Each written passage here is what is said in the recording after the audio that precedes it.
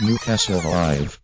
You're headed to the Cambridge Hotel in Newcastle here on the 29th of August. Are you looking forward to the show?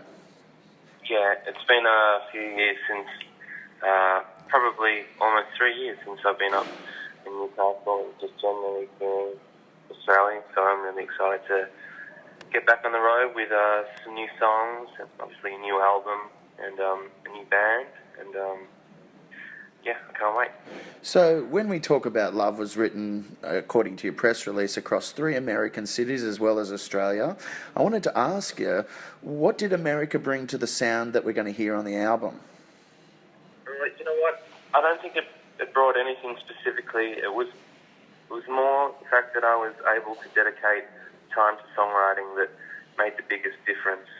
It just happened that I was in America writing songs and affording myself the time to do it. I could have been in Antarctica doing the same thing, I guess. Yeah. Yeah, you know what? I went over there originally to do some touring to support the Deep Heat album, and after some showcases and stuff like that, I realised that, I didn't really have any reason to be going home, and that I had 12 months of a free schedule to concentrate on writing, and I'd never had that before, and so I just decided to write. But, I was fairly isolated in each of those 3 cities in America, so it was basically just a bedroom, and it could have been anywhere. Yeah. It just happened that I was, lucky enough to have the time to think about nothing else but writing. I read that Portland really took, a piece of your heart. Can you describe why you sort of fell in love with Portland and describe it to people that haven't been there? Well, I fell in love with it visually, aesthetically, but I also noted that it wasn't the place for me to be making music, and that's why I left. Like, I didn't get a single song written in Portland. But just aesthetically, it's incredibly beautiful. The whole Pacific Northwest is beautiful. With the Douglas firs and just a bunch of trees that I'd never seen before in a landscape that was alien to me, and I just had some really memorable moments, like floating down rivers and heading to natural hot springs, and the natural beauty of the place is incredible. And the city itself is kind of like a fairy tale. It's always covered in mist, and the light is incredible. And then there's this huge national park directly behind, a 5-minute walk from the busiest street in downtown. It's incredible. But it was also, because of the quality of life is so easy there, so good, and living there is so easy and affordable. It just means that there's not much, creative momentum, I'll call it. Yeah. Everyone's just patting one another on the back and saying you've done a great job when they potentially haven't done such a great job. It's, everyone's happy to make mediocre art and work at their anarchist bookshop twice a week and eat well and live well. So without that, desperation and momentum, I just didn't think it was the place for me to be doing anything of note. That's why I ended up getting out of there. But, geez, if I wasn't making music or trying to be creative, I'd love to spend more time there.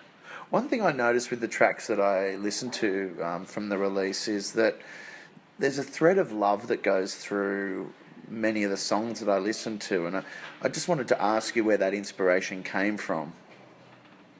Yeah, sure. Well, I was just separated from a loved one and just kind of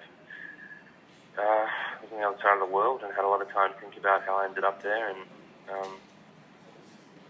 and I was, as I said, I was kind of locked up in a bedroom on my own in 3 different places, and I just had a lot of time to think, and that was on my mind naturally. I was thinking about self-sabotage and thinking about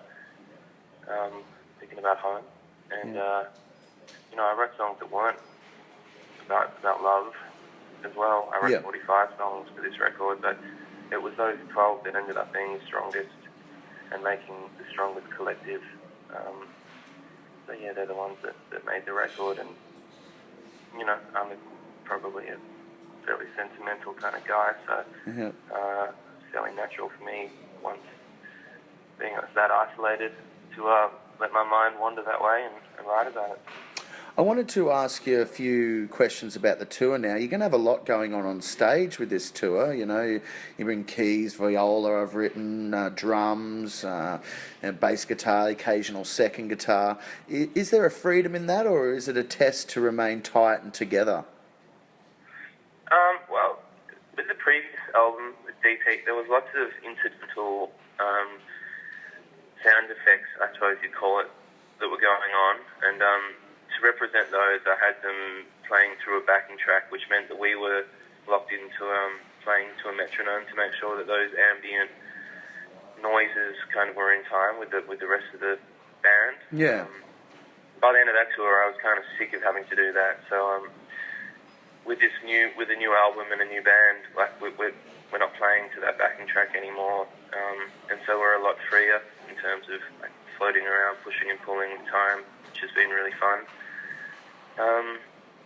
You know, and as I said, there's lots of, as you said, rather, there's lots of strings on the record. It's a big part of the sound. So now I have someone representing those elements, and I've also had to rearrange older songs now that it's not like a double guitar kind of sound. So the viola's taken lead guitar parts, and it's been really fun rearranging the old songs. And I recorded all the songs for this new record on my own. So it's been great to teach the parts to other musicians and hear their interpretations. And, you know, I'm glad I recorded the album on my own, because this has a real singularity to the sound, and that's what I wanted to achieve. But the live shows are completely different, you know, thing altogether. It's nice to have, you know, 5 or 6 musicians with their own personalities adding to it. And my last question is, when you do hit the road, I wanted to ask you, what's, you know, beyond the obvious of a guitar, etc., but what's the one bit of equipment that you use for the shows that you can't leave home without? Like, a lot of people have a favourite delay, or, you know, they have that preamp that they, you know, they particularly like on their guitar, etc. Is there something that you use that, you know, is a staple every time you jump up? It's just with you. I'm not really a tech guy. Like, I still kind of battle with my guitar as it is, you know, like I'm not really that competent on the guitar and with my pedals or anything like that, but I would say that I always bring my iPod and like in a book, and before I go on stage I spend time listening to music or reading and relaxing, and I find that to be really important. What are you listening to at the moment? What are you into? I'm listening to Scott Walker. Oh yeah. I always loved Scott Walker, but he's just got such a large catalogue that you can spend a lot of time listening to Scott Walker. Yeah, I adore him. And what am I reading at the moment? Started a new one, and it's excellent, and it's by 2 seconds. It's by Roberto Bolano. Oh yeah. It's a collection of his short stories called Last Evenings on Earth. I think of him as like a Latin American Raymond Carver or something like that. Okay. Very beautiful, poignant, simple stories. I'll have to look that up, man. Thanks for the tip. Yeah. No worries. Mate, we're going to let you go now. Thanks so much for chatting to Newcastle Live. We're looking forward to your show on the 29th of August at the Cambridge Hotel in Newcastle. Best of luck with the tour. Cool. Can I send a quick... maybe you could print this, maybe you don't have to. Can I say that I'm very much looking forward to my friend Brett Adrian's mum's brownies, who's a Newcastle resident, always cooks for us when we come up. Oh, that's definitely going in. Thanks, Alex. Newcastle Live.